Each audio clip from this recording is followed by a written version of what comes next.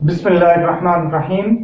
Dear students, PC system peripheral repair का हमारा next practical है PC power supply troubleshooting के। Computer की जो पावर सप्लाई है वो अगर प्रॉब्लम कर जाए, डेड हो जाए, तो पहले तो हम इस बात को डिस्कस कर लेते हैं कि कैसे पता चलेगा कि पावर सप्लाई खराब हो गई है।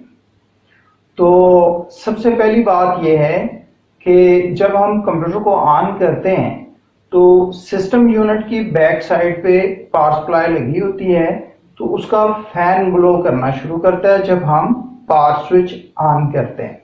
अगर पावर स्विच ऑन करने पर पावर सप्लाई का फैन ब्लो नहीं करता, प्ले नहीं होता, तो इसका मतलब है सम प्रॉब्लम इज देयर। तो सबसे पहली जो चीज हम चेक करेंगे वो होगी पावर केबल। वो केबल जो वॉल सॉकेट से लेकर पावर सप्लाई की सॉकेट तक आ रही है, वो पावर केबल हम चेक करेंगे कि पावर केबल में पावर आ भी रही है या नहीं आ रही, और वॉल सॉकेट पे जहां पे वो अटैच है वो लाइव है या नहीं।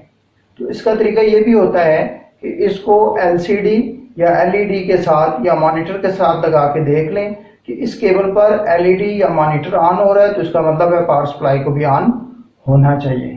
उसके अलावा पावर सप्लाई में एक रेड कलर का सिलेक्टर स्विच होता है जो कि 110 और 220 के दरमियान सिलेक्शन के लिए लगाया जाता है। तो इस स्विच को भी चेक कर लें कि वो 220 पर है अगर हम पाकिस्तान में हैं, और अगर हम यूरोपियन कंट्रीज में हैं तो 110 पर है। तो ये दो चीजें चेक कर लें लाजमी। तो अगर पावर केबल भी ठीक है और सिलेक्टर स्विच भी ठीक है, तो इसका मतलब है something wrong with the power supply. तो then we shall remove the power supply from the casing. तो केसिंग से निकालने के बाद सबसे पहली चीज जो हम चेक करते हैं वो फ्यूज है। तो पावर सप्लाई में जो फ्यूज है वो नॉर्मल 1 एम्पेयर 2 एम्पेयर का होता है, जो कि हम आसानी से रिप्लेस कर सकते हैं। हम देखेंगे कि अगर वो पावर सप्लाई का जो फ्यूज है वो अगर बर्न हुआ है तो हम उसकी जगह नया फ्यूज लगा देंगे।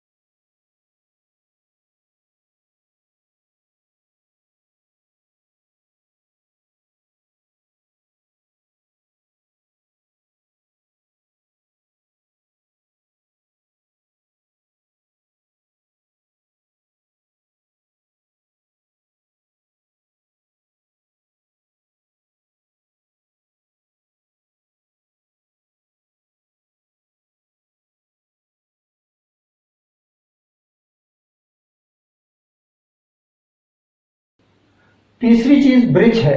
ब्रिज नॉर्मली 4 डायोड्स पे मुश्तमिल होता है, ये हम पहले पढ़ चुके हैं सेकेंड ईयर में। और ब्रिज जो है क्या करता है, रेक्टिफाई करता है, एसी वोल्टेजेस को डीसी में कन्वर्ट करता है। ब्रिज ऐसी चीज है जो नॉर्मली खराब हो सकती है।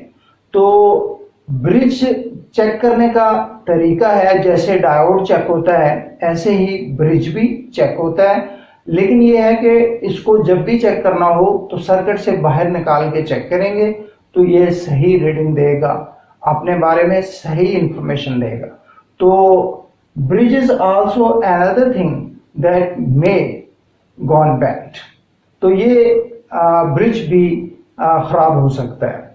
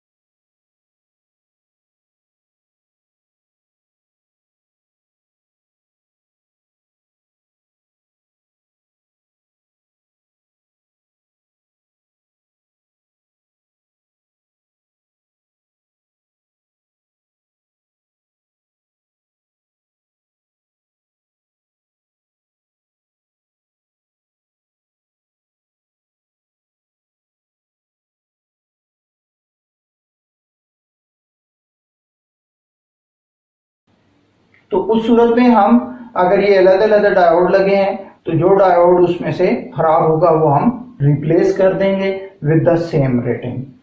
उसके अलावा मॉसफेट्स होते हैं, पावर सप्लाई में मॉसफेट्स होते हैं। ये MOSFETs normally in heat sinks के साथ लगे होते हैं। ये हीट सिंक है, इसके साथ जो है ये मॉसफेट ये अंदर वाली साइड पे अटैच हैं। तो इन मॉसफेट्स को भी चेक कर लेना चाहिए।